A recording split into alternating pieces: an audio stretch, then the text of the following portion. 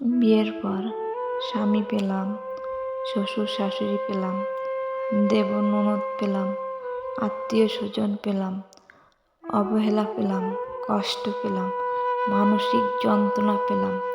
পেলাম না শুধু সুন্দর একটা জীবন আর সুন্দর একটা সংসার।